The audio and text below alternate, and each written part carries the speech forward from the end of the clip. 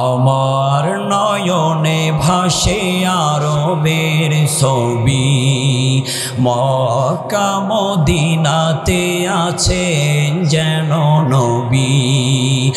আমি যেন স্বপ্নে তাহার দেখা পাই, আমি যেন স্বপ্নে তাহার দেখা পাই। সাল্লাল্লাহু আলাইহি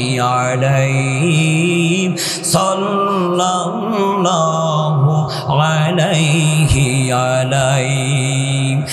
আমি যেন তার হাতে রেখে হাত হৃদয়ে হৃদয়ে মেখে যেন শাহাদাত। আমি যেন তার হাতে রেখে হাত হৃদয়ে হৃদয়ে মেখে করি শাহাদাত। তার সাথে মদিনাতে হিজরতে যাই, তার সাথে মদিনাতে হিজরতে যাই। সাল্লাল্লাহু আলাইহি সাল্লাল্লাহু আলাইহি মসজিদে নববীর আঙিনাতে রই, সাহাবার মাহফিলে যেন বসে রই। মসজিদে নববীর আঙিনাতে রই, সাহাবার মাহফিলে আমি যেন রই। আমি তার চেহারার জ্যোতিতে হারাই, আমি তার চেহারার জ্যোতিতে হারাই।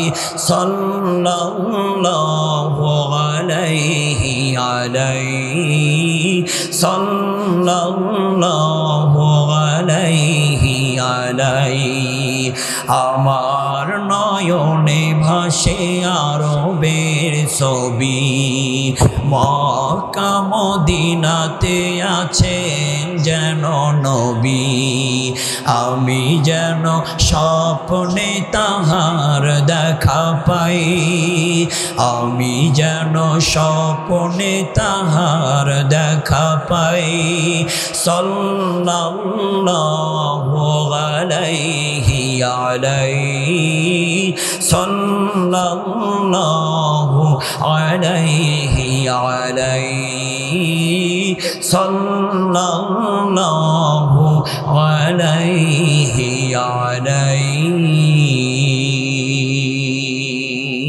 প্রাণের ভাইরা আমার আল্লাহ সূরা আন-নিসার ৭৬ নম্বর আয়াতে রাস্তা দিয়েছেন দুইটা। এক নম্বর রাস্তা হলো ফি সাবিলিল্লাহ, আল্লাহ রাস্তা।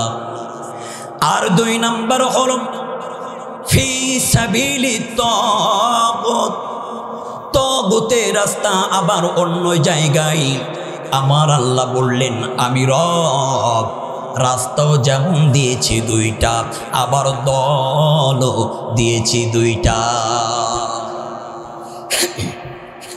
আমার আল্লাহ এবার দুইটা দল দিয়েছেন, সেই দুইটা দলের ব্যাপারে দলিল দিয়ে জানিয়ে দেন। আল্লাহ বলেন উলাইকা হিজবুল্লাহ আলা ইন্না হিজবাল্লাহি হুমুল মুফলিহুন। জোরে বলে আল্লাহু আকবার।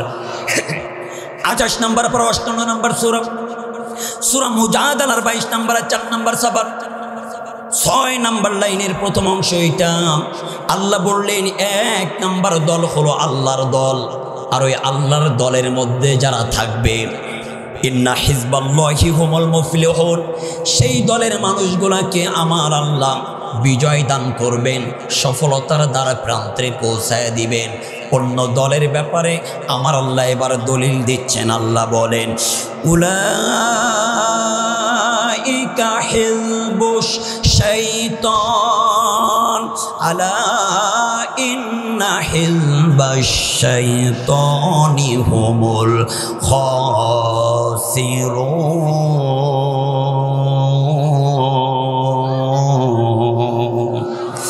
28 নম্বর পারা 58 নম্বর সূরা, সূরা মুজাদালার 19 নম্বরের 3 নম্বর সূরা 14 নম্বর লাইনের প্রথম অংশ এটা। আমার আল্লাহ অন্য দলের ব্যাপারে বললেন 2 নম্বরে যেই দল, ওই দলটা হলো শয়তানের দল। আর সেই শয়তানের দলের অন্তর্ভুক্ত যারা হবে নিঃসন্দেহে তারা ক্ষতিগ্রস্তের অন্তর্ভুক্ত হবে, এতে কোনো সন্দেহ না। তাহলে সূরা আন-নিসার ৭৬ নম্বর আয়াতে আল্লাহ রাস্তা দিয়েছেন কয়টা? আবার সূরা মুজাদালার মধ্যে আল্লাহ দল দিয়েছেন কয়টা? আল্লাহ বলছেন বান্দা শোনো, অবশ্যই তোমাদের দল করা লাগবে। দল কেন করবে না? ওয়ালতাকুম মিনকুম উম্মাতুন ইয়াদউনা ইলাল খায়র ওয়া ইয়া'মুরুনা বিল মা'রুফ ওয়া ইয়ানহাউনা আনিল মুনকার। অবশ্যই তোমাদের মধ্যে ভালো কাজ করার জন্য একটা দল থাকা দরকার। সেই দলের কর্মসূচি হবে 2টা। 1 নম্বর তা'মুরুনা বিল মা'রুফ, তারা সৎ কাজের আদেশ করবে, ওয়া তানহাউনা আনিল মুনকার, তারা অসৎ কাজের নিষেধ করবে। এবার আসেন আমার আল্লাহ পাক রব্বুল আলামিন রাস্তা দিয়েছেন 2টা, আবার দলও দিয়েছেন 2টা। এখন প্রশ্ন করতে পারেন হুজুর, রাস্তাও 2টা, দলও 2টা, এর মধ্যে আমার আল্লাহ কোন রাস্তার মানুষদেরকে, কোন দলের মানুষগুলাকে বিজয় দান করবেন? আমার আল্লাহ তারও দলিল দিয়ে চমৎকার ভাবে জানিয়ে দিচ্ছেন। আল্লাহ বলেন ওয়া মাইয়াতাওয়াল্লাল্লাহা ওয়া রাসূলাহু ওয়াল্লাযীনা আমানু ফাইন্না হিজবাল্লাহি হুমুল গালিবুন।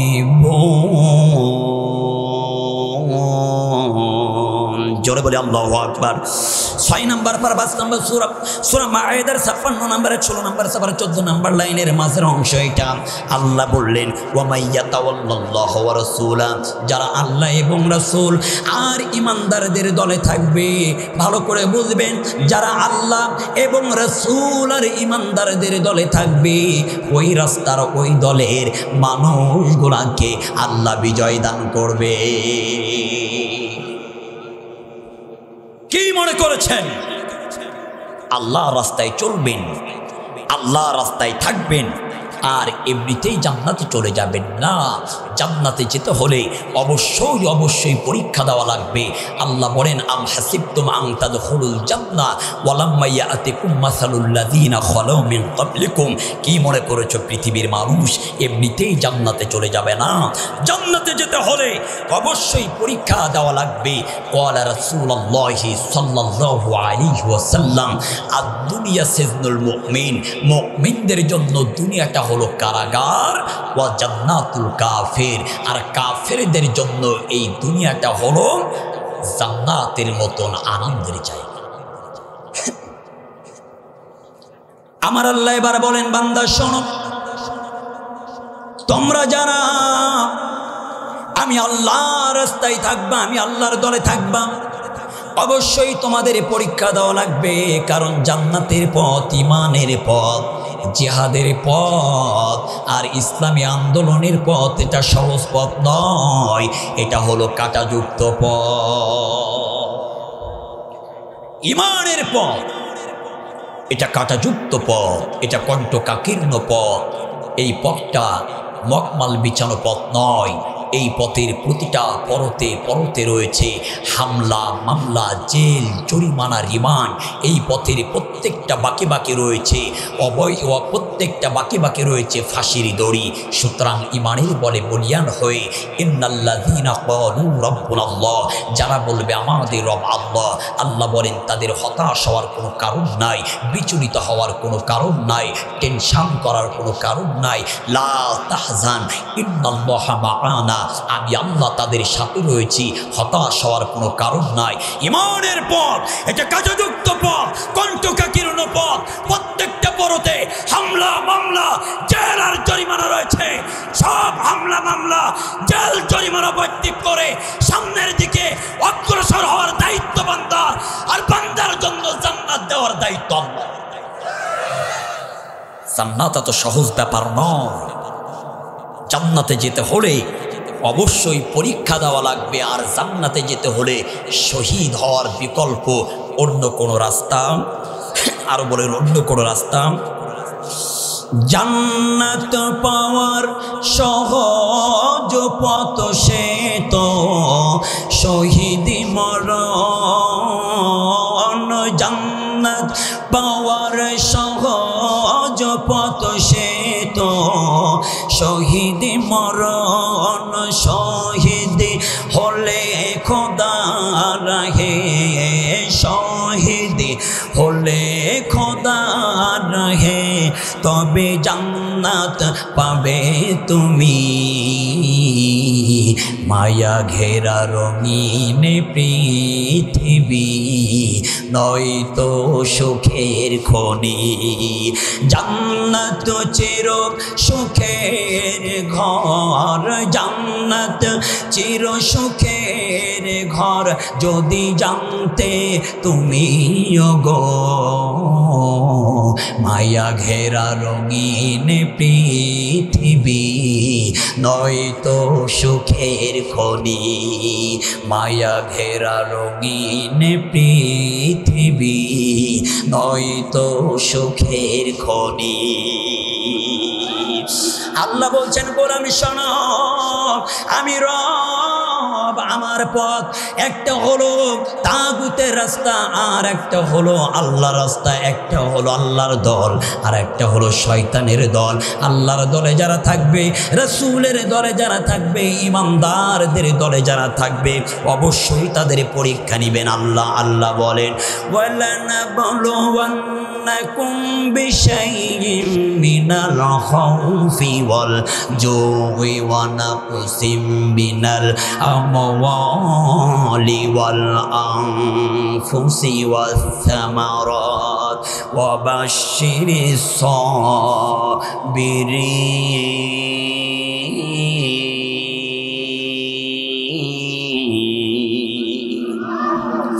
2 নম্বর পারা 2 নম্বর সূরা সূরাতুল বাকারার 155 নম্বরে 2 নম্বর সাবার 13 নম্বর লাইনের প্রথম অংশ এটা আল্লাহ বললেন অবশ্যই অবশ্যই ঈমানদার যারা হবে ওয়াল খাউফ তাদের ভয় দিয়া, ওয়াল জুই তাদের ক্ষুধা দিয়া, হামলা দিয়া, মামলা দিয়া আমি আল্লাহ পরীক্ষা করতে চাই আর দেখতে চাই সব পরীক্ষাগুলো কারা কারা সফলতার সাথে অর্জন করে দ্বার প্রান্তে পৌঁছায় দিবে। ও আল্লাহর গোলাম, আমরা দেখেছি আমার বাংলাদেশে আল্লাহর জমিনে যেই মানুষটা একাধারে 50টা বছর কোরআনের দাওয়াত দিয়েছেন, অসংখ্য ধর্মের মানুষগুলা কালিমা পড়ে মুসলমান হয়েছেন, 52টা বাংলা ভাষাভাষী মানুষের কাছে যিনি কোরআনের দাওয়াত পৌঁছায় দিয়েছেন, সেই মানুষটার উপরে পরীক্ষা এসেছিল। আমার আল্লাহ বলছেন তার একটাই অপরাধ, একটাই দোষ, ওয়ামা নাকামু মিনহুম ইল্লা আইয়ুমিনু বিল্লাহিল আজিজিল হামিদ। আল্লামা সাইদির একটা অপরাধ, আল্লামা সাইদির একটাই দোষ, আল্লামা সাইদি আল্লাহর কোরআনের কথা বলতো, এই জন্য ফ্যাসিবাদীর দোসর ওই লেডি ফেরাউন, কথা বলেন না কেন, ফ্যাসিবাদীর দোসর লেডি ফেরাউন সহ্য না করতে পেরে যুদ্ধ অপরাধীর মামলা দিয়া আল্লামা সাইদিকে দীর্ঘ 13টা বছর কারাগারে রেখে অবৈধ বিষ প্রয়োগের মাধ্যম দিয়ে শহীদ করা হয়েছে। শুনে রাখো জালেমের গোষ্ঠীরা, আল্লামা সাইদিকে যারা বিনা অপরাধে অবৈধ বিষ প্রয়োগের মাধ্যম দিয়ে, ফাঁসির বিষ প্রয়োগের মাধ্যম দিয়ে শহীদ করেছ, আগামী দিনে বাংলার তৌহিদ জনতার কাছে প্রত্যেকটা জালিমদেরকে এর দাঁত ভাঙ্গা জবাবদিহি করা লাগবে। আল্লামা সাইদি ছিল আমাদের হৃদয়ের স্পন্দন, কোরআনের বুলবুলি, কোরআনের পাখি। এক কোরআনের বুলবুলি, এক কোরআনের পাখিকে বিদায় করা সম্ভব? হাজারো কোরআনের পাখি আল্লাহ আমার বাংলাদেশে জন্মগ্রহণ করার সুযোগ দিয়েছেন। মিজানুর রহমান আজহারি, আমির হামজা মাহফিলে লক্ষ লক্ষ জনতার ঢল নেমে যায়। একটু আল্লাহু আকবার বলে। ইমানদারদের পরীক্ষা নিতে চাও? ইমানদারেরা তো জনম জনম পরীক্ষা দেওয়ার জন্য রাজি, ইমানদারেরা তো হাসি মুখে ফাঁসির দড়িও গলায় পড়তে রাজি, কিন্তু বাতিলের কাছে একটা সেকেন্ডের জন্য মাথা নত করতে রাজি। ভালো করে বুঝবেন, রাস্তা হলো দুইটা, একটা হলো ফি সাবিলিল্লাহ আল্লাহ রাস্তা, অপরটি হলো ফি সাবিলি তাগুত তাগুতের রাস্তা, শয়তানের রাস্তা। এবার আসেন, তাগুতের রাস্তা আর শয়তানের রাস্তা। ইমানদারদের রাস্তা এটা হলো আল্লাহর রাস্তা, রাসূলদের রাস্তা এটা হলো আল্লাহর রাস্তা, ভালো কাজের রাস্তা এটা হলো আল্লাহর রাস্তা। তাহলে 1 নম্বর আল্লাহর রাস্তা কি, আর 2 নম্বর তাগুতের রাস্তা কোনটা? তাগুত কি? তাগুত প্রকৃতি পক্ষে আমার বাংলাদেশে আছে কিনা, সাতক্ষীরা জেলায় আছে কিনা, আমার কুকরালির মধ্যে আছে কিনা, পয়েন্টে পয়েন্টে আলোচনা হবে। ভালো করে বুঝবেন, প্রকৃতি পক্ষে আমার বাংলাদেশে যদি, আমার সাতক্ষীরা জেলায় যদি, আমার কুকরালি এলাকায় যদি তাদের মধ্যে তাগুতের এই গুণ, এই কোয়ালিটি, এই গুণ, এই কোয়ালিটিগুলো পাওয়া যায়, মনে করবেন তারা তাগুত। আর ইমানের বলে বলিয়ান হয়ে তাগুত বয়কট করা, বর্জন করা প্রত্যেকটা মুসলমানদের নৈতিক দায়িত্ব, এতে কোনো সন্দেহ। তাগুত শব্দটা তুগয়ান শব্দ থেকে উৎপন্ন হয়েছে। এটি এক বচন হয়, আবার বহু বচন হয়। তাগুত শব্দের অর্থ সীমালঙ্ঘন করা। আচ্ছা, আপনারাই বলেন তো দেখি, সীমালঙ্ঘন এটা কি শুধুমাত্র পুরুষরা করে, নাকি চান্স পাইলে মহিলারাও করে? কথা বলে না।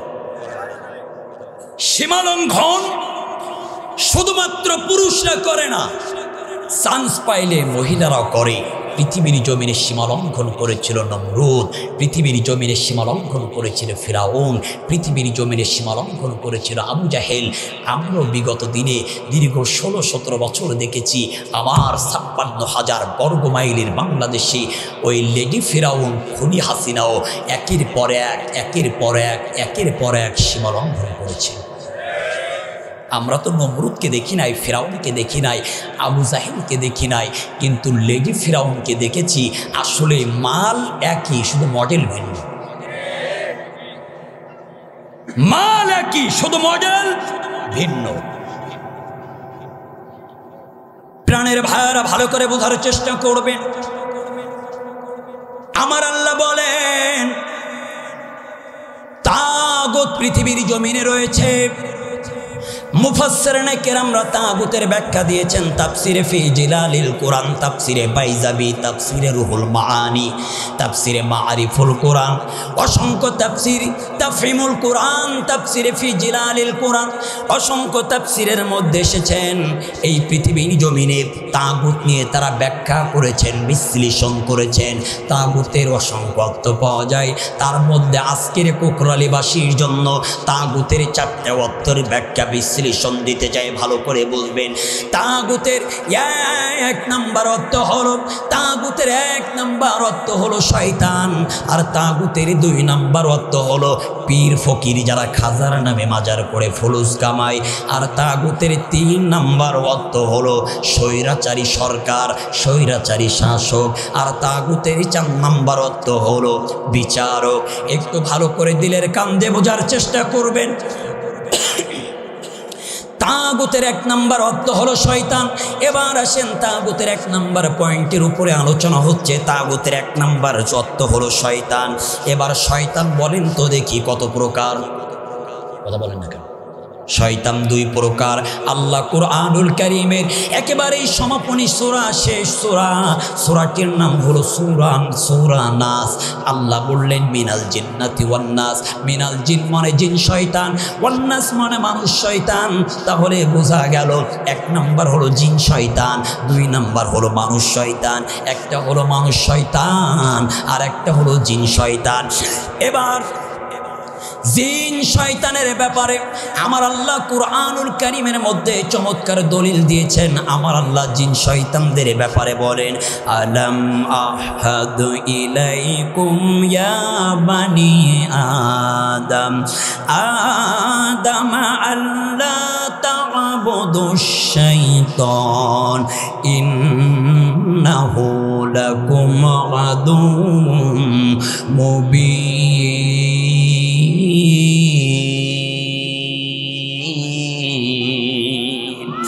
23 নম্বর পারা 36 নম্বর সূরা ইয়াসিনের 60 নম্বর 3 নম্বর সবার 6 নম্বর লাইনের প্রথম অংশ এটা।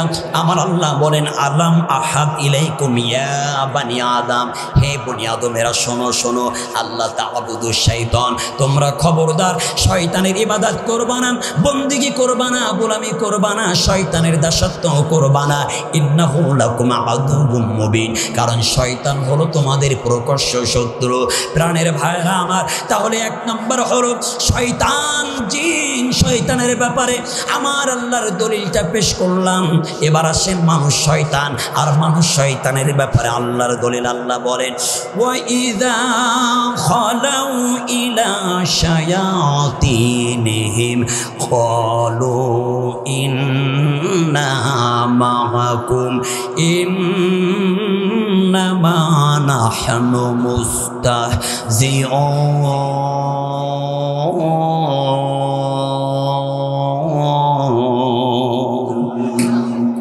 1 নম্বর পারা 2 নম্বর সূরাতুল বাকারার 14 নম্বর 3 নম্বর সবার 13 নম্বর লাইনের শেষের অংশ এটা আল্লাহ বললেন এই মানুষ শয়তানদের কোয়ালিটির ব্যাপারে আল্লাহর দলিল আল্লাহ দিচ্ছেন। এই মানুষ শয়তানদের কোয়ালিটি হলো, এদের বক্তব্য হলো যেদিকেই বৃষ্টি হয় সেদিকেই ছাতা ধরো, তার মানে গোল আলু মার্কা মুসলমান। আচ্ছা বলেন তো দেখি, আপনার আমার দেশের মধ্যে, আপনার আমার সমাজের মধ্যে এই গোল আলু মার্কা মুসলমান আছে না? না। জাতীয় পার্টি যখন ক্ষমতায়, তখন বলে আমি জাতীয় পার্টির লোক। কথা বলেন না কেন? আওয়ামী লীগ যখন ক্ষমতায় বলে আমি আওয়ামী লীগের লোক। জামাতের যখন পাওয়ার হয় বলে আমি জামাত ইসলামের লোক। আল্লাহ বলছেন শোনো, যেদিকেই বৃষ্টি হয় সেদিকেই যারা ছাতা ধরে, মাঝে মাঝে দল পরিবর্তন করে, সঠিক দল যারা বুঝে না, একবার তাবলিগ, একবার পাবলিক, একবার চরমোনায়, একবার আওয়ামী লীগ, একবার বিএনপি, একবার জামাত ইসলাম, এরা টাটকা হাইব্রিড জাতের মুনাফিক, এতে কোনো সন্দেহ নাই। আল্লাহর নবী আমার বলেন খবরদার আমার উম্মতিরা শোনো, মুনাফিকদের থেকে সার্বক্ষণিকের জন্য দূরে থাকবা, কারণ আমার আল্লাহ জাহান্নাম তৈরি করেছেন আর একেবারে জাহান্নামের তলদেশে মুনাফিকদের জন্য স্থান করেছেন। কারণ ইসলামের জন্য ইহুদি ধর্মের মানুষেরা, খ্রিস্টান ধর্মের মানুষেরা, বৌদ্ধ ধর্মের মানুষদের দিয়ে ইসলামের যতটুকু ক্ষতি হয় তার চাইতে বেশি ক্ষতি হয় নামধারী কিছু মুসলমান নামের মুনাফিকদের কারণে। আপনারা বিগত দিনে দেখেছেন আমার বাংলাদেশে আল্লামা দেলোয়ার হোসেন সাঈদীকে যখন গ্রেফতার করলো, এক শ্রেণীর হুজুররা বলল দোষ না থাকলে কি আর ধরেছে। আবার 2013 সালে ওই শাহবাগের চত্বরে দাড়ি মুখে রেখে মাথায় টুপি দিয়ে দৈন্তুস্বয় সাঈদী তুই রাজাকার, তুই রাজাকার, দৈন্তুস্বয় সালাউদ্দিন চৌধুরী তুই রাজাকার, তুই রাজাকার। তার মানে একাধারে আমার বাংলাদেশের মুনাফিকের গোষ্ঠীরা বিএনপির ভাইদের উপরে, জামাত ইসলামের ভাইদের উপরে, ছাত্র দলের ভাইদের উপরে, ছাত্র শিবিরের ভাইদের উপরে যেইভাবে জুলুম আর নির্যাতনের স্টিমুলার চালিয়েছে, শুনে রাখো ভাইয়েরা, আগামী দিনে যদি ঐক্যবদ্ধ হয়ে একটি প্ল্যাটফর্মে না আসতে পারো, এর চাইতে করুণ পরিণতি আর ভয়াবহ সামনে অপেক্ষা করছে। আজকের মুসলমান ঐক্যবদ্ধ না হওয়ার কারণে চেচনিয়া, বসনিয়া, কাশ্মীর, ফিলিস্তিন, লেবাননের মুসলমানেরা মার খাচ্ছে। একটাই কারণ, মুসলমানদের মধ্যে ঐক্যবদ্ধ নয়। আমাদের মুসলমানদের মধ্যে মারামারি কি, হুজুরে হুজুরে গোতাগুতি, টুপি কোন টুপি পরবেন, পাঁচকলি টুপি পরবেন নাকি আমার মতো টুপি পরবেন, হাত নাভির নিচে বাঁধবেন নাকি বুকের উপরে বাঁধবেন, আমি নাচতে বলবেন নাকি জোরে বলবেন, দোয়াল্লিন বলবেন নাকি জোরে বলবেন, দাঁড়িয়ে কিয়াম করবেন নাকি বসে কিয়াম করবেন নাকি শুয়ে পড়ে কিয়াম করবেন। অথচ আপনাকে যখন কবরের মধ্যে রাখা হবে, মুনকার নাকির আসবেন, আপনার কাছে প্রশ্ন করবেন মান রব্বুকা ওয়া মা দীনুকা ওয়া মা নাবিয়ুকা, আপনার কাছে প্রশ্ন করবে না তুমি কোন দলের লোক ছিলা, তুমি জোরে আমিনের পক্ষের লোক নাকি আস্তে আমিনের পক্ষের লোক, তুমি দোয়াল্লিনের পক্ষের লোক নাকি জোয়াল্লিনের পক্ষের লোক, তুমি দাঁড়িয়ে কিয়ামের পক্ষের লোক নাকি বসে কিয়ামের পক্ষের লোক। আল্লাহর কসম এইটা শুনবে না। এই জন্য ঐক্যবদ্ধ হয়ে যান। ঐক্যবদ্ধের বিকল্প অন্য কোনো রাস্তা নাই। ওয়াতাসিমু বিহাবলিল্লাহি জামিআন ওয়া লা তাফাররাকু, ঐক্যবদ্ধ হয়ে যাবেন। গোটা পৃথিবীর জমিনের বাম রাম ইহুদি খ্রিস্টানরা মুসলমানদের পায়ের কাছে থাকবে।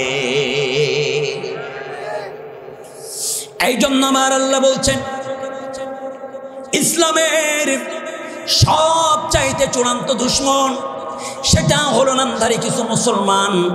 এই মুসলমান রবি মুনাফিকের বাচ্চারা, এই মুনাফিকরা এরা মাথায় টুপিও পরে, মুখে দাড়িও রাখে, আবার জুব্বাও পরিধান করে, নামাজও পড়ে, রোজাও রাখে, কিন্তু আল্লাহর জমিনে আল্লাহর দিন প্রতিষ্ঠা হোক এইটা তারা চায় না। আল্লাহর কোরআনটা পার্লামেন্টে যাক এইটা তারা চায় না। আল্লাহর নবীর সময় আল্লাহর নবী মসজিদে নববী নামাজের জন্য যখন দাঁড়িয়ে যেতেন, আল্লাহর নবীর পিছনে হযরতে আবু বকর এসে দাঁড়িয়ে নামাজ পড়বে সুযোগ পায় না, উসমান এসে দাঁড়িয়ে নামাজ পড়বে সুযোগ পায় না, আলী এসে দাঁড়িয়ে নামাজ পড়বে সুযোগ পায় না, তালহা এসে দাঁড়িয়ে নামাজ পড়বে সুযোগ পায় না। আল্লাহর নবীর পিছনে একেবারেই যেই ব্যক্তিটা দাঁড়াতো তার নাম হলো আব্দুল্লাহ ইবনে উবাই ইবনে সুলুল। এই আব্দুল্লাহ ইবনে উবাই ইবনে সুলুল আল্লাহর নবী যেমন মাথায় টুপি পরিধান করতেন, মুখে যেমন দাড়ি রাখতেন, যেমন জুব্বা পরতেন, এই আব্দুল্লাহ ইবনে উবাই ইবনে সুলুল ঠিক তেমনটাই করতেন। আল্লাহর নবী কোন জায়গায় বক্তৃতা দিবেন, হযরতে আবু বকর, আলী, উসমান, উমাররা তারা উপস্থাপনা করার সুযোগ পেত না। আব্দুল্লাহ ইবনে উবাই ইবনে সুলুল উপস্থাপক হয়ে যেতেন। ও কুকরালিবাসী ভালো করে বুঝবেন, আব্দুল্লাহ ইবনে উবাইয়ের মধ্যে সব গুণগুলো ছিল। নামাজ ছিল, রোজা ছিল, হজ ছিল, যাকাত ছিল, সব ঠিক ছিল, কিন্তু আব্দুল্লাহ ইবনে উবাই চাইতো না যে আল্লাহর কোরআনটা পার্লামেন্টে চলে যাক, আর নবী মুহাম্মদ পার্লামেন্টের মেম্বারের সদস্য হোক, দাড়িওয়ালা টুপিওয়ালা যেন পার্লামেন্টে না যেতে পারে। কারণ আল্লাহর কোরআনটা যদি একবার পার্লামেন্টে যায়, ওয়া মান লাম ইয়াহকুম বিমা আনজালাল্লাহু ফাউলাইকা হুমুল কাফিরুন, আল্লাহর কোরআন দিয়ে যারা বিচার করে না তারা হলো কাফের। ওয়া মান লাম ইয়াহকুম বিমা আনজালাল্লাহু ফাউলাইকা হুমুজ জালিমুন, আল্লাহর কোরআন দিয়ে যারা বিচার করে না তারা হলো জালেম। ওয়া মান লাম ইয়াহকুম বিমা আনজালাল্লাহু ফাউলাইকা হুমুল ফাসিকুন, আল্লাহর কোরআন দিয়ে যারা বিচার করে না তারা ফাসিক। তার মানে তাদের চিন্তা ভাবনা, আল্লাহর কোরআন যখন পার্লামেন্টে চলে যাবে, দুর্নীতি থাকবে না, চাঁদাবাজি থাকবে না, খুন থাকবে না, গুম থাকবে না, অন্যায় থাকবে না, চাঁদাবাজি থাকবে না, দখলদারিও থাকবে না। কথা বলেন না কেন? রাস্তার পিচগুলা মেরে খাইতে পারবে না, এর ভেতরে মাল থাকা লাগবে, তাকওয়া থাকা লাগবে। রাস্তার ইটগুলা মেরে খাইতে পারবে না, খাওয়াগুলা মেরে খাইতে পারবে না। 5 বছর, 10 বছর, 15 বছর ক্ষমতার চেয়ারে বসার পরেও যারা রাস্তার ইটগুলা মেরে খায়, খাওয়াগুলা মেরে খায়, আর কালবোটের মধ্যে রড ঢোকানোর বদলে যারা বাঁশ দেয়, এরা মুসলমানদের নেতা হতে পারে না, এরাই হলো তাগুত। আব্দুল্লাহ ইবনে উবাই চাইতো না আল্লাহর নবী পার্লামেন্টে চলে যাক, এই জন্য গভীর চক্রান্ত করত, ষড়যন্ত্র করত। আল্লাহর নবী একদিন সাহাবীদেরকে নিয়ে বসে আছেন, একেবারেই সংক্ষেপে বলে দিচ্ছি, অনেক লম্বা আলোচনা সামনে করার দরকার। আল্লাহর নবী সাহাবীদেরকে নিয়ে বসা, ছোট্ট একটা বাচ্চা একেবারে হাউমাউ করে কাঁদতে কাঁদতে নবীজির কদম মুবারকে বসলেন। ও নবী, আমার বাবা নাই, আমার বাবা বিদায় নিয়ে চলে গিয়েছেন। আল্লাহর নবী আমার ছোট্ট বাচ্চাটার মাথার উপরে হাত বুলিয়ে সান্ত্বনা দিয়ে বললেন, বাচ্চারে, বাবারে তোমার নাম কি? ছোট্ট বাচ্চা বলে, আমার নাম আব্দুল্লাহ। বলে, তোমার বাবা মারা গিয়েছে, তোমার বাবার নাম কি? বলে, আমার বাবার নাম আব্দুল্লাহ ইবনে উবাই ইবনে সুলুল। আল্লাহর নবী আমার বললেন, নবীর সাহাবীরা রে, তোমাদের সাথে আব্দুল্লাহ ইবনে উবাই ইবনে সুলুল বিদায় নিয়েছেন। ছোট্ট বাচ্চা ডাক দিয়ে বলে, ইয়া রাসূলুল্লাহ, আমার বাবার ইন্তেকালের পূর্ব মুহূর্তে শুধু শুধুমাত্র দুইটা ওসিয়াত করেছেন। এক নাম্বার ওসিয়াত হলো, আমার বাবা বলেছেন এই দুনিয়ার জমিনের কোনো কাপড়ের কাপড় দিয়ে যেন আমাকে দাফন না করা হয়, নবী মুহাম্মাদের একটা জুব্বা মোবারক দিয়ে যেন আমারে দাফন করা হয়। ইয়া রাসূলুল্লাহ, আমার বাবার দুই নাম্বার ওসিয়াত হলো এই মক্কা মদিনার কোনে ইমাম দিয়ে আমার বাবার জন্য জানাজা না পড়ানো হয়। আমার বাবা জানাজা পড়ানোর জন্য আপনাকে ওসিয়াত করেছেন, ও নবী আপনি আমার বাবার এই দুইটা ওসিয়াত রাখবেন। আল্লাহর নবী আমার সাথীদেরকে বললেন, সাহাবীদেরকে বললেন, আর দেরি করো না, চলো চলো তোমাদের ভাই আব্দুল্লাহ ইবনে উবাই বিদায় নিয়ে চলে গিয়েছেন। এবার আব্দুল্লাহ ইবনে উবাইয়ের কাছে আল্লাহ রাসূল চলে গেলেন। নবীজি আমার জুব্বা মোবারক কানা খুলে আব্দুল্লাহ ইবনে উবাইর দিতে যাবেন, পেছন দিক দিয়ে হযরত ওমর বাধা দিল। সেই ওমর বাধা দেয় যে ওমরের ব্যাপারে আল্লাহর নবী আমার বলেন, লাউ কানা বা'দিন নাবিয়্যুন লাকানা ওমর, আমার পরে যদি পৃথিবীর জমিনে আর কেউ নবী হতো সেটাই হতো একমাত্র কেবলমাত্র ওমর। ওমর পাঞ্জাবি ধরে কাম দেয়, ইয়া রাসূলুল্লাহ আপনি মুনাফিকের জন্য পাঞ্জাবি দিবেন না। আল্লাহর নবী হাত সরিয়ে দিলেন, ও ওমর তুমি আমারে বাধা দিও না, আমারে পাঞ্জাবি খুলতে দাও। আল্লাহর নবী পাঞ্জাবি খুলে দিলেন। আব্দুল্লাহ ইবনে উবাই ইবনে সুলুলকে গোসল করানোর পরে তার শরীরের মধ্যে পাঞ্জাবিটা পরিয়ে দেওয়া হলো। প্রাণের ভাইরা আমার, এবার সুন্দর করে কাফনের কাপড় পরানোর পরে যাই নামাজে হাজির। শত শত মানুষের ঘর, হাজার হাজার মানুষের ঘর, আল্লাহর নবী আমার একেবারেই যায় না, একেবারেই জানাজার নামাজটা পড়ার জন্য দাঁড়িয়েছেন। আল্লাহর নবীর পিছনে দাঁড়ানো হযরত, আল্লাহর নবীর পিছনে দাঁড়ানো হযরত ওমর। আল্লাহর নবী আল্লাহু আকবার বলে হাত বাঁধতে যাবেন, হযরত ওমর পাঞ্জাবি ধরে টান দেয়, ইয়া রাসূলুল্লাহ এইটা সেই মুনাফিক, এই মুনাফিকের জানাজা আপনি পড়াবেন না। আল্লাহর নবী ওমরের হাত সরিয়ে দিলেন, আল্লাহু আকবার বলতে যাবেন, আবার আল্লাহর নবীর পিছন দিক দিয়ে পাঞ্জাবি ধরে টান দেয়। আল্লাহর নবী আমার হাত সরিয়ে দেয়। আল্লাহর নবী আমার আবার আল্লাহু আকবার বলে বুকের মধ্যে যখন হাত বাঁধতে যাবে, ঠিক এমত অবস্থায় আমার আল্লাহ ওহী নাজিল করে দিলেন, ইয়া নবী ও ইয়া রাসূলুল্লাহ শোনেন, ইস্তাগফির লাহুম আও লা তাস্তাগফির লাহুম ইন তাস্তাগফির লাহুম ৭০ মাররা, আপনি মুনাফিকের জন্য একবার কেন ১০ বার কেন ৭০ মাররা, আপনি যদি ৭০ বারও দোয়া করেন আপনি নবী হতে পারেন, তারপরে আপনার দোয়া আমি আল্লাহর দরবারে পৌঁছাবে না। আল্লাহর নবীর মতো মানুষ যদি মুনাফিকদের জন্য দোয়া করার পরেও আল্লাহর দরবারে না পৌঁছায়, আমাদের মতো মোল্লা মৌলবী যতই মুনাফিকদের জন্য দোয়া করি আল্লাহর দরবারে পৌঁছাবে না। মুনাফিকদের কোয়ালিটি হলো এরা গোপনে গোপনে ইসলামটা চক্রান্ত করে ইসলামটা ধ্বংস করে দেয়। এরা গোড়া কেটে মাথায় পানি ঢালে। চুপ করে থাক ধোঁকাবাজ, মুখে তোদের নাহি লাজ। চুপ করে থাক ধোঁকাবাজ, মুখে তোদের নাহি লাজ। গোড়া কেটে আগাই ঢালো পানি রে চিনি, আর কতকাল করবি রে শয়তানি, আর কতকাল করবি রে ভণ্ডামি রে চিনি, আর কতকাল করবি রে শয়তানি। আছে না নাই? তাগুতের কয়টা অর্থ? তাগুতের 4টা অর্থের মধ্যে 1 নম্বর অর্থ হলো শয়তান। এবার আসেন তাগুতের 2 নম্বর অর্থ হলো পীর ফকির। তার মনে যারা খাজার নামে মাজার করে, যারা ফুলুস কামায়। আজকের আমার বাংলাদেশের মধ্যে বর্তমানে 48,000-এর বেশি ভণ্ড পীর।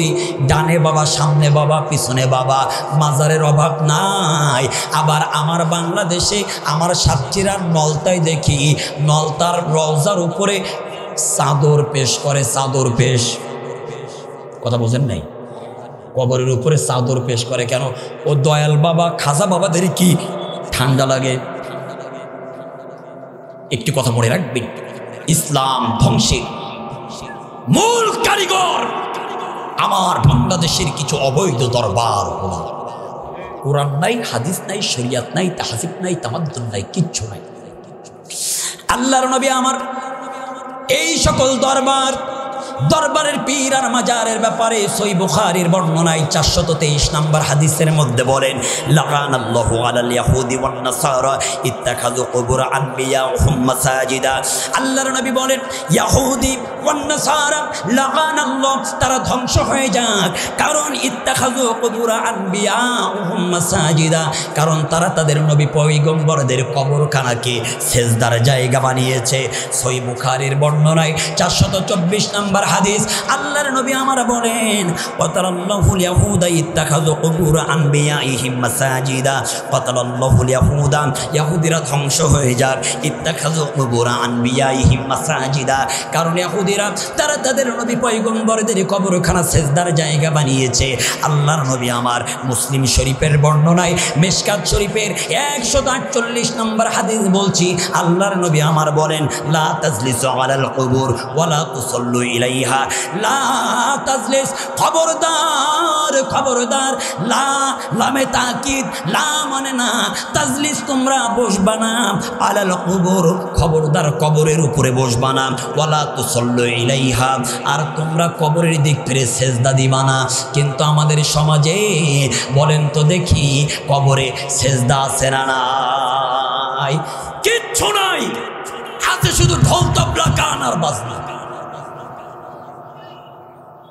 এক এক দরবারে যান, এক এক মুরিদদের এক এক রকম স্টাইল, এক এক রকম সিস্টেম। বাংলাদেশে কত দরবার, শালি বাবা, পরাণ বাবা, গাদা বাবা, ঘোড়া বাবা, ল্যাংটা বাবা। বাংলাদেশের একটা দরবার, কোরআন নাই, হাদিস নাই, শরিয়ত নাই, তাহজিব নাই, তামাদ্দুন নাই, ঢোল বাজায় আর ইশকের ঠেলায় কি গান রে বাবা, গান গাচ্ছে। হারাইলাম ধন মানিকি রতন, আর কি ফিরে পাব তোমায়, তোমার জন্য কান্দে ভুবন, তোমার তুলনা কেমন, তোমার জন্য কান্দে ভুবন, তোমার তুলনা কেমন।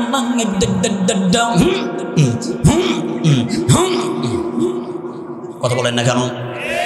একই দরবারে দিকে আবার গান হচ্ছে, এবার নতুন ঈদের চাঁদ উঠেছে আমাদের গাঁয়, দেখবি তোরা ভাই বোনেরা আইরে সোটে, দেখবি তোরা ভাই বোনেরা আইরে সোটে। শয়তানি করার জায়গা পাও না। অথচ আল্লাহর নবী আমার বলেন, জিকির হলো 4টা।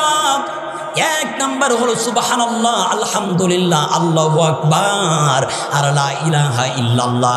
অনেক দরবারে দেখি আবার জিকিরের ইশকের ঠেলাই ঠেলাই ঠেলাই ওরা বাস গাছ বেবে মাথায় ওঠে। জিকিরের ঠেলায়, ইশকের ঠেলায়, শয়তান তুমি বাস গাছ চোখে দেখতে পাও, কেন মান্দার গাছ তোমার চোখে পড়ে না?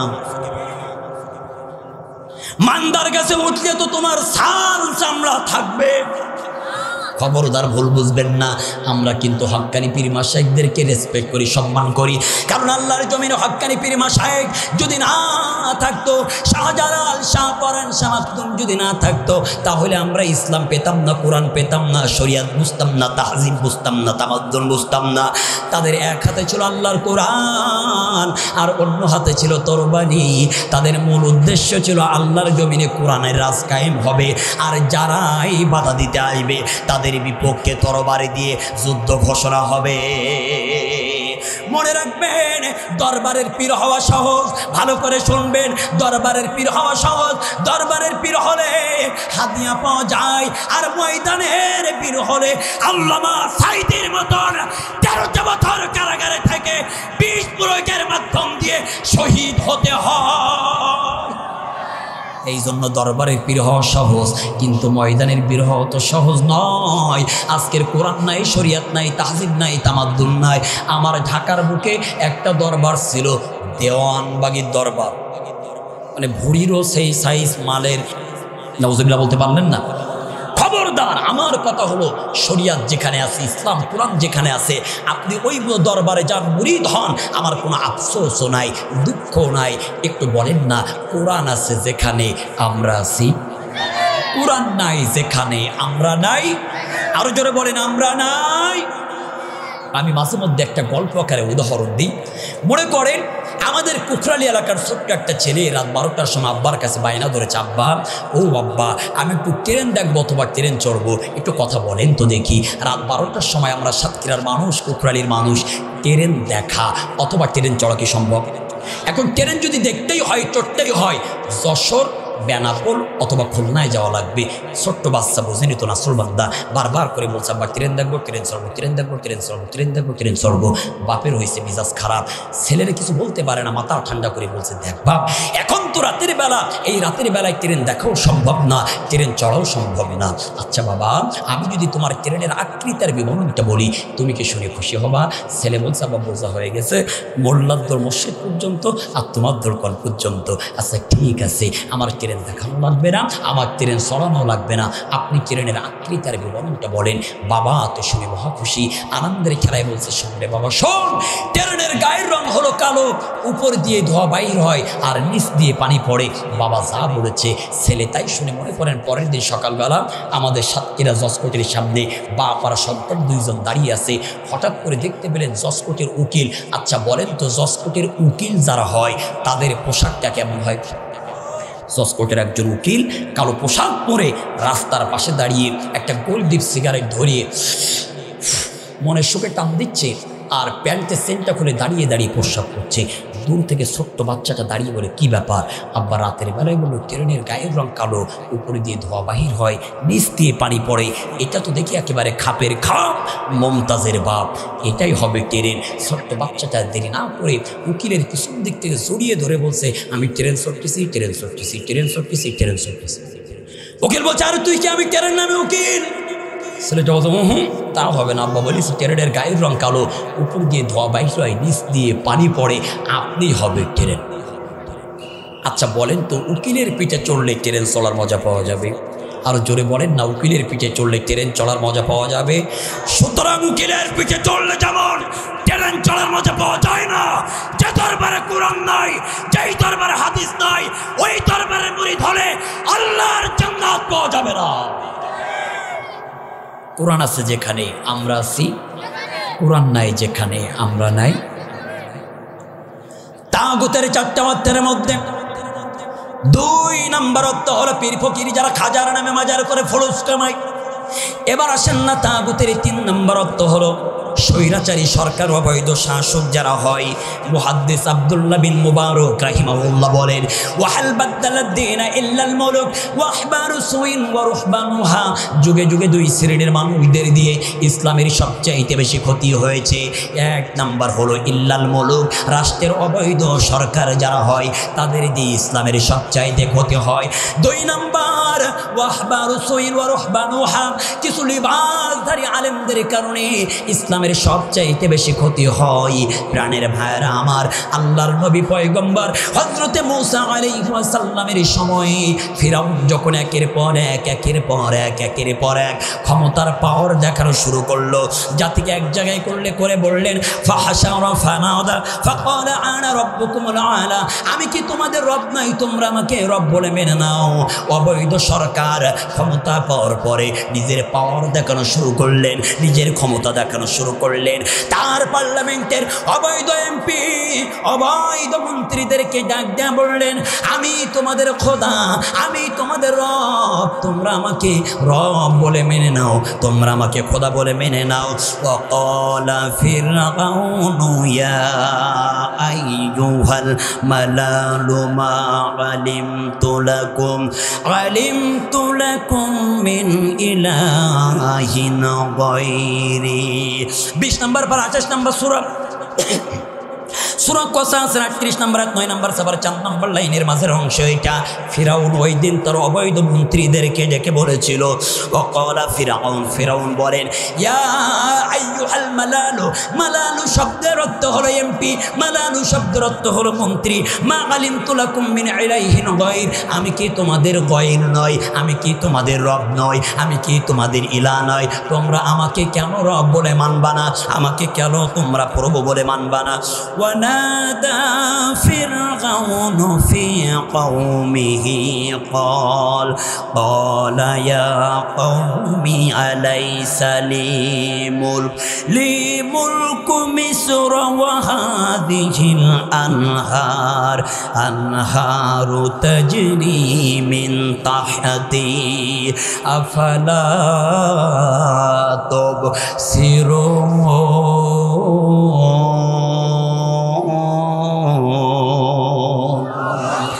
25 নম্বর পারা 43 নম্বর সূরা যুখরুফের 51 নম্বর 12 নম্বর সাবার 1 নম্বর লাইনের শেষের অংশ এটা। ওই দিন ফিরাউন বলেছিল ওয়ানাদা ফিরাউন ফি কওমিহি, ফিরাউন তার কওমের মানুষদেরকে বলেছিল ক্বালা ইয়া কওমি আলাইসা লি মুলক, আমি কি তোমাদের এই রাষ্ট্রের সম্রাট নই? আমি কি তোমাদের এই রাষ্ট্রের রাজা, এই রাষ্ট্রের বাদশা নই? মিসর ওয়া হাদিহিল আনহার তাজরি মিন তাহতি, আমার পদদশে আমার পায়ের নিচে রয়েছে সমুদ্র, আমার পায়ের নিচে রয়েছে ঝর্ণা, আমার পায়ের নিচে রয়েছে পানি। আফালা তুবসিরুন, তোমরা কি লক্ষ্য করো না? তোমরা কি একবারের জন্য দেখো না? আর দেখার পরেও তোমরা আমাকে কেন মানো না? শোনো শোনো আমার কওমের মানুষেরা, আমার এমপিরা, আমার মন্ত্রীরা, ভালো করে শোনো।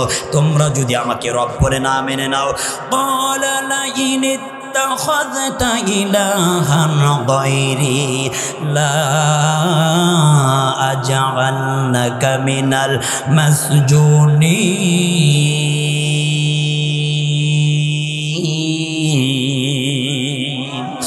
19 নম্বর 26 নম্বর সূরা শুআরার 29 নম্বর 7 নম্বর সাবার 5 নম্বর লাইনের প্রথম অংশ এটা। ফিরাউন বলেছিল ক্বালা লাইন ইত্তাখাযতা ইলাহান গায়র, তোমরা যদি আমাকে রব বলে না মানো, আমাকে যদি খোদা বলে মানো না মানো, লা আজআলান্নাকা মিনাল মাসজুনিন।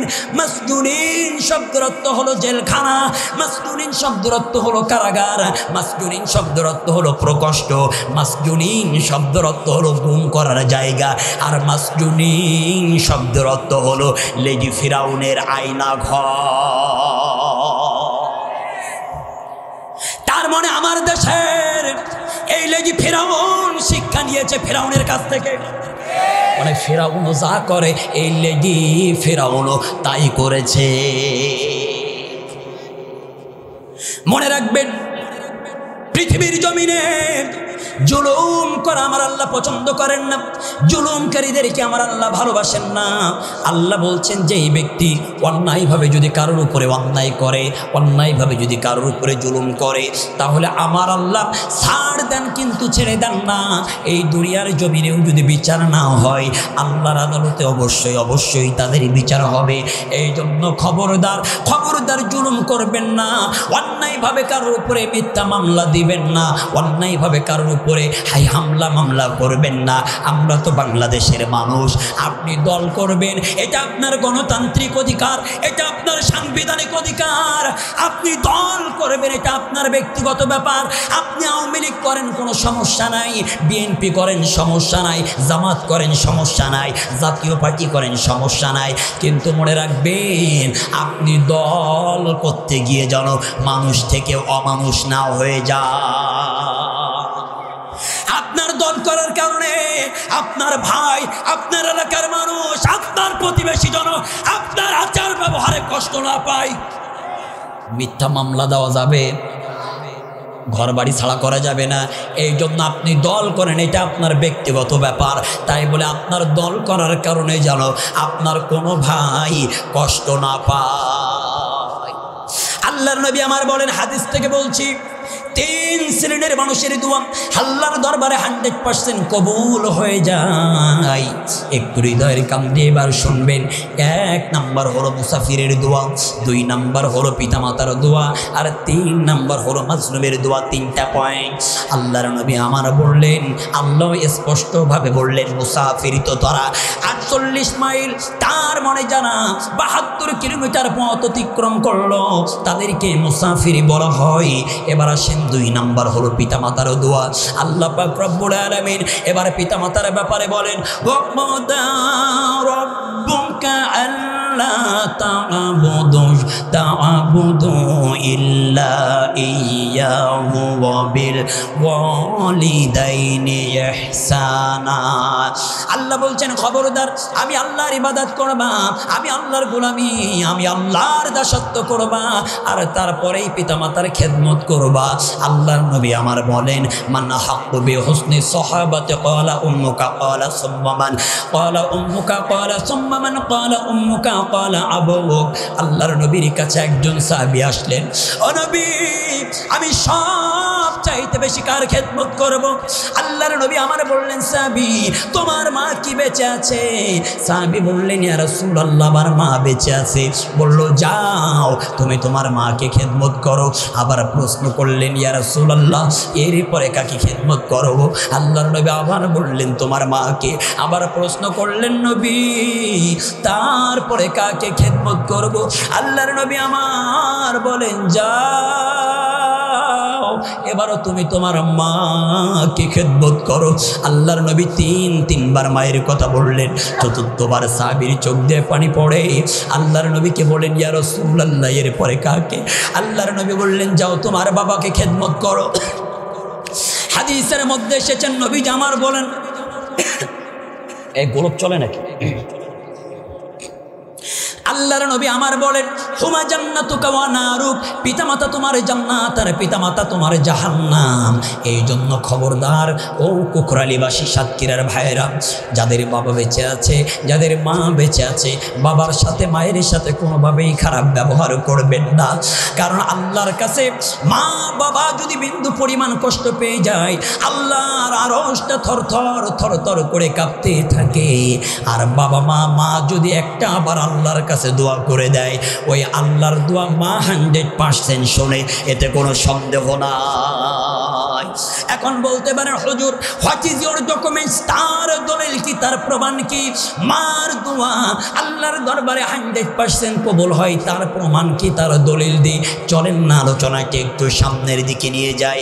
জামানার পয়গম্বর হযরতে মূসা আলাইহিস সালাম, এই মূসা আলাইহিস সালাম একদিন আল্লাহকে ডাক দিলেন, ও রব, আমার একটা সোয়ারির দরকার, আমার একটা যানবাহনের দরকার, আপনি আমার একটা সোয়ারির ব্যবস্থা করে দেন। আল্লাহর নবী আমার আল্লাহ ডাক দিয়ে বলে, পয়গম্বর মূসা, তোমার সোয়ারির দরকার, যাও চলে যাও ওই নদীর কিনারে, ছোট্ট একটা বালক বসা রয়েছে, তুমি তার কাছে চলে যাও। আল্লাহর পয়গম্বর আর দেরি করলেন না, নদীর কিনারেই চলে গেলেন। বালককে ডাক দেয়া বললেন, বালক, আমার আল্লাহ তোমার কাছে পাঠিয়েছেন, আমার একটা সোয়ারির দরকার। ওই বালকটা ডানে বামে সামনে পিছনে তাকায়, কোনো জায়গায় সোয়ারি পেল না। হঠাৎ করে আল্লাহর আসমানের দিকে তাকালেন, দেখতে পেলেন আল্লাহর আসমানের উপর দিয়ে এক খণ্ড মেঘমালা উড়ে উড়ে উড়ে উড়ে চলে যাচ্ছেন। ওই ছোট্ট বালকটা হাতে শাহাদাতে আঙ্গুল ইশারা করলে মেঘমালাকে এভাবেই ডাক দিলেন। মেঘমালা জমিনে চলে আসলো। ছোট্ট বাচ্চাটা ডাক দেয়া বললেন, মেঘমালা রে, ইনি হলেন জামানার পয়গম্বর হযরতে মূসা। ও মেঘ, আমার আল্লাহর পয়গম্বরকে তার গন্তব্যস্থলে তুমি পৌঁছায় দাও। মেঘমালা পয়গম্বর মূসাকে নিয়ে তার গন্তব্যস্থলে পৌঁছায় দিলেন। পৌঁছাতে দেরি, আল্লাহর কদম মোবারকে পয়গম্বর মূসা সিজদায় লুটিয়ে পড়তে দেরি করলেন না। আল্লাহকে ডাক দেয়, আয় আল্লাহ তাআলা, আমি তো জামানার পয়গম্বর, এই ছোট্ট বাচ্চাটার মধ্যে কি এমন আমল রয়েছে আমি জানতে চাই যে আসমানের মেঘমালা আমার সামনে হাজির করে আমার সোয়ারির ব্যবস্থা করেছেন। আল্লাহ বলেন, মূসা, জানতে চাও? তাহলে শোনো শোনো শোনো। কোনো একদিন রাতের বেলায় তার জনম দুঃখিনী মা তার সন্তানকে ডাক দেয়, বাবা, একটা বারের জন্য আমার ঘরে আসো, আমার জানালার দুইটা পাট, একটা পাট একটু বন্ধ করে দাও। ওই বাচ্চাটা শুনে আর দেরি করলেন না, মায়ের ঘরের মধ্যে আসলেন। এসেই দেখলেন মা ঘুমিয়ে গিয়েছেন। জানালার দিকে তাকায়, জানালার পাট রয়েছে দুইটা। মা বলেছে, জানালার একটা পাট বন্ধ করা লাগবে। আমার মায়ের কোন জানালার পাটটা বন্ধ রাখলে আমার মা আরাম পাবে, কোন জানালার পাটটা খোলা রাখলে আমার মা কষ্ট পাবে। আবার মায়ের যদি আমি ডাক দিই মায়ের ঘুমটা ভেঙে যাবে। এই জন্য মায়ের কদম মুবারকের কাছে সন্তান দাঁড়িয়ে মাকে ডাক দিতে পারেন। সারাটা রাত মায়ের কদম মুবারকের কাছে দাঁড়িয়ে দাঁড়িয়ে কেটে গেল। ফসবে সাদিক যখন হয়ে গেল মার ঘুমটা ভেঙে গেল। ঘুম ভাঙ্গার পরে দেখলেন মায়ের পায়ের কাছে সন্তান দাঁড়িয়ে ডাক দিয়ে বলে, বাবা তুমি আমার পায়ের কাছে কেন? সন্তান ডাক দেয়, মা রাতের বেলায় তুমি ডাক দিয়েছিলে, আমি তোমার ঘরে এসেছি, এসে দেখলাম তুমি ঘুমিয়েছ। তোমার দুইটা জানালার পাট, একটা পাট বন্ধ রাখতে বলেছ আর একটা পাট খোলা রাখতে বলেছ। কোন জানালার পাটটা বন্ধ রাখলে তোমার আরাম লাগবে, কোন জানালার পাটটা খোলা রাখলে তোমার কষ্ট হবে। এটাই ভাবতে ভাবতে আমার কখন জানি রাত হয়ে গেল। জনম দুঃখিনী মা সন্তানের মাথায় হাত বুলিয়ে দিয়ে বলে, বাবা আমি তোর মা, আমার একটা কথা শুনে সারাটা রাত আমার পায়ের কাছে না ঘুমিয়ে দাঁড়িয়ে দাঁড়িয়ে কেঁদে কাটিয়েছিস। আমি তোর মা, আমার আল্লাহর কাছে দোয়া করলাম, আল্লাহ আমার এই সন্তান যখন যেইভাবে আপনাকে ডাক দিবে তখন আপনার ডাক শোনা লাগবে। আল্লাহর পয়গম্বর বলেন, রব আমার আর বুঝতে বাকি নাই। ও সাতক্ষীরার 6 নম্বর অজের কুকরালিবাসী, আপনাদের হাতে ধরে পায়ে ধরে অনুরোধ করি, আমি জানি আজকে অনেকে এসেছেন যাদের জনম দুঃখিনী মা নাই, অনেকে এসেছেন যাদের জনম দুঃখিনী বাবা নাই। আজকের দীর্ঘ 3টা বছর পার হয়ে গেল আমি আমার জনম দুঃখিনী মাকে হারিয়েছি। অনেকে এসেছেন যাদের বাবা নাই। ও কলিজার ভাইরা, যুবক ভাইরা যাদের বাবা বেঁচে রয়েছে, আপনাদের পা ধরে আমি অনুরোধ করে বলবো, হাত ধরে বলি, আমি আপনাদের সন্তান হয়ে বলছি, খবরদার বাবার সাথে বেয়াদবি করো না। একটা সন্তানের জন্য বাবা নামক বটবৃক্ষ বেঁচে থাকা মানে একটা সন্তানের জন্য অনেক বেশি শক্তি পাওয়া। এই জন্য বাবা তো সেই বাবা যেই বাবা নিজের শরীরের রক্তগুলা পানি করে, শরীরের রক্তগুলা পানি করে তোমার মুখে সন্তানের মুখে দুমুঠো অন্ন তুলে দেয়। বাবারও তো এমন হয়, নিজের সব সুখ বিসর্জন দিয়ে ওই বাবা সন্তানদের ভালো রাখে। একটা সন্তানের জন্য সব চাইতে ভালো বন্ধু হলো তার বাবা, এতে বিন্দু পরিমাণ কোনো সন্দেহ নাই। বাবা মানে হাজার বিকেল আমার ছেলেবেলা, বাবা মানে রোজ সকালে পুতুল পুতুল খেলা, বাবা মানে হাজার বিকেল আমার ছেলেবেলা, বাবা মানে রোজ সকালে পুতুল পুতুল খেলা, বাবা মানে কাটছে ভালো যাচ্ছে ভালো দিন, বাবা মানে জমিয়ে রাখা আমার অনেক ঋণ, বাবা মানে কাটছে ভালো যাচ্ছে ভালো দিন, বাবা মানে জমিয়ে রাখা আমার অনেক ঋণ। খবরদার সন্তান, বাবার সাথে মায়ের সাথে দুর্ব্যবহার করবা না, খারাপ ব্যবহার করবা না। কারণ আমার আল্লাহ বাবার মনে মার মনে এত মায়া দিয়েছেন, এত দয়া দিয়েছেন। 19 সালে যখন করোনা ভাইরাস আসলো, অনেক বাবার করোনা হয়েছে, অনেক মার করোনা হয়েছে। হাসপাতালের বেডে অনেক সন্তানগুলা দেখতে যায় নাই।